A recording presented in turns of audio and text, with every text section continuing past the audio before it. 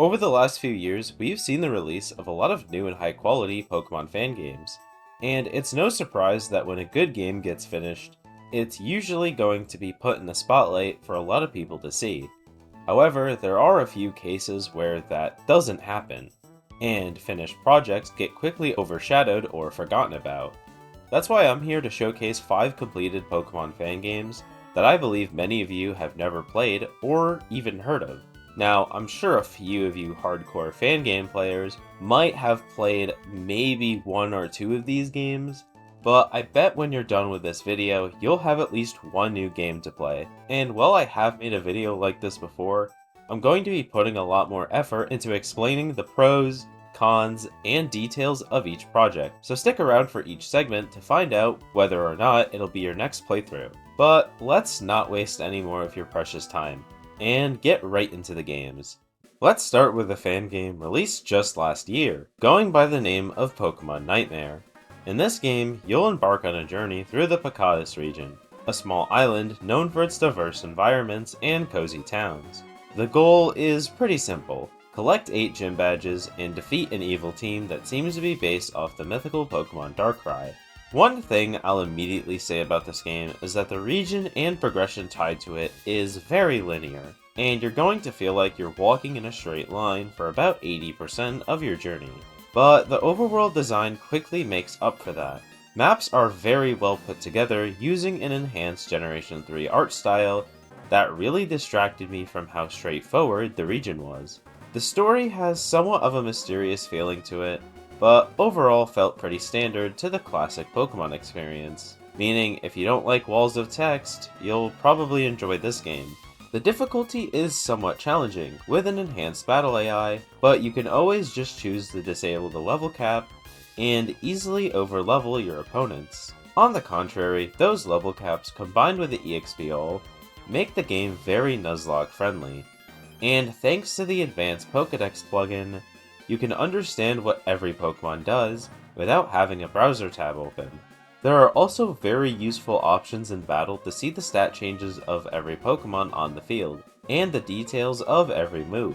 While the game uses similar battle animations as many other fan games, the custom UI made up for that. Finally, Pokemon Nightmare has 23 new regional variants and 7 new Mega Evolutions. But I'll admit, most of the forms didn't seem too impressively designed, so I mostly just stuck to the canon Pokemon.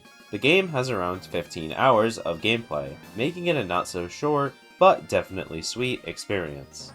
I'm sure after hearing all that, you might immediately want to click off this video and go download that game. But hear me out, we still have 4 more completed projects to cover. So bookmark that thought and stick around for what's next.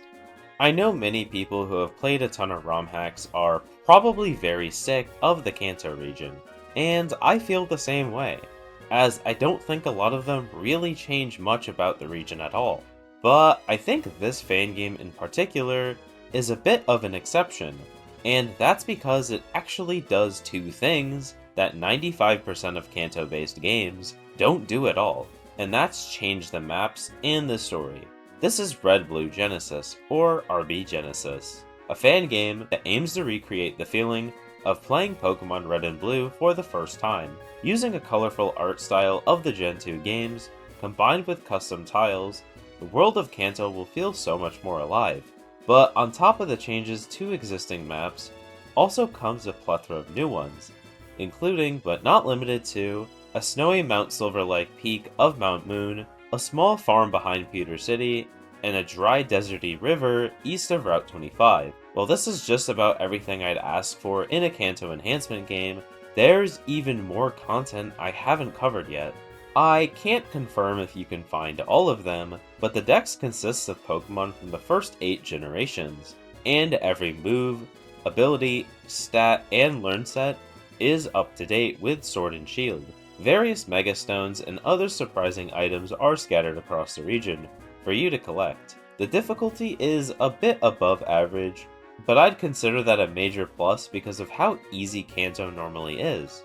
Although I couldn't find an EXP all, you can get a free infinite candy in Pallet Town to help make Nuzlocking a lot easier. Every Pokemon Center has an NPC that you can relearn moves and purchase TMs from. But of course, this system slowly upgrades over time. And finally, there are a plethora of new story events consisting of new rivals and even shadow Pokemon. I know a ton of other projects like to call themselves the best way to experience Kanto, and while I'm not going to say that this game is that, I definitely think it's up there. But Red Blue Genesis is a completed game that I seriously suggest you play if you want to experience Kanto with a very nice fresh coat of paint. Now this next game might be the most popular one on this list, releasing only 2 years ago with about 100,000 views on EV Expo. But even with such numbers, I haven't heard anyone talk about it since then, probably being overshadowed by the numerous other newer projects. But this is Pokemon Shattered Light, and I believe that it's the full package for any casual player.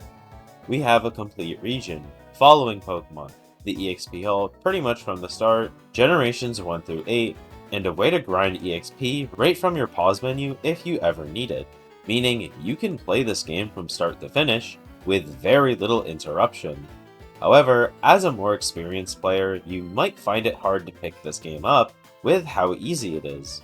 So if you want a bit of a challenge, I'd suggest either playing without the EXP or with the restricted rule set like the Nuzlocke for example, because the game is very easy, and it's not hard to find yourself overleveled at many points when using the EXP.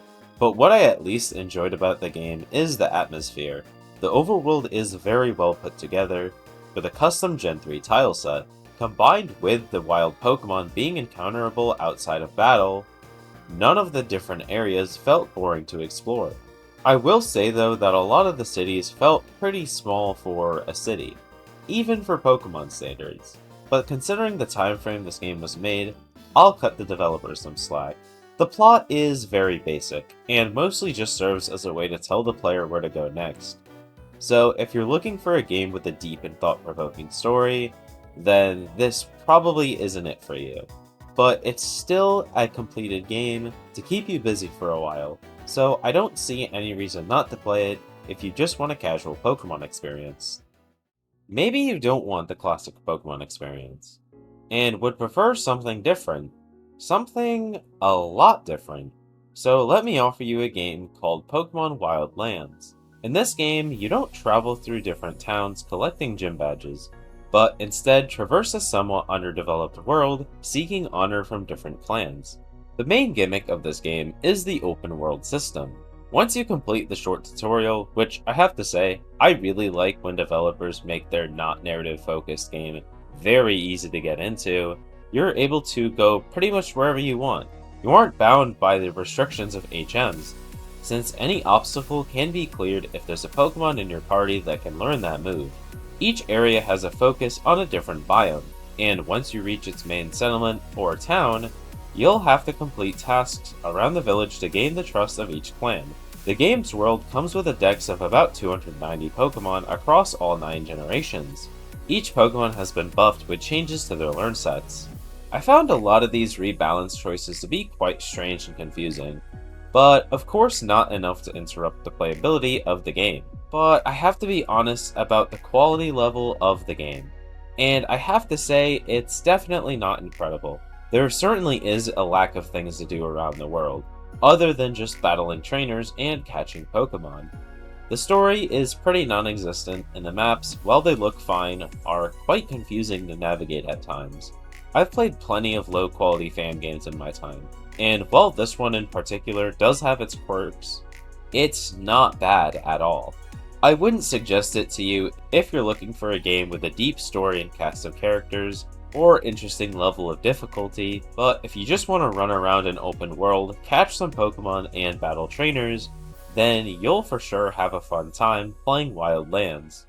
Admittedly, I had a difficult time finding the last game for this list. I wanted something finished, but with enough content to keep you busy for a while. And since the community has grown dramatically in the last few years, I decided to pick an older fan game that most new players have probably never even heard of. This is Pokemon Alchemist, a fan game released all the way back in 2016. and it was actually one of the first fan games I originally played, so revisiting it was quite nostalgic. Now, I know old fan games age a lot worse than old ROM hacks, but despite it being almost a decade old, it looks and plays surprisingly well.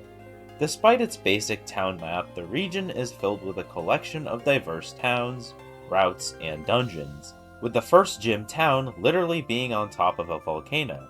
The game consists of the first 5 generations of Pokemon, that all have their sprites animated on a black and white style battle scene. As stated by its original developer, the story is very similar to the main series games. The post-game, however, lets you travel to parts of other regions and collect 12 additional gym badges. It's not an incredible game for today's standard, and it certainly lags a bit, but I know that's not going to stop people who just want a completed game to play.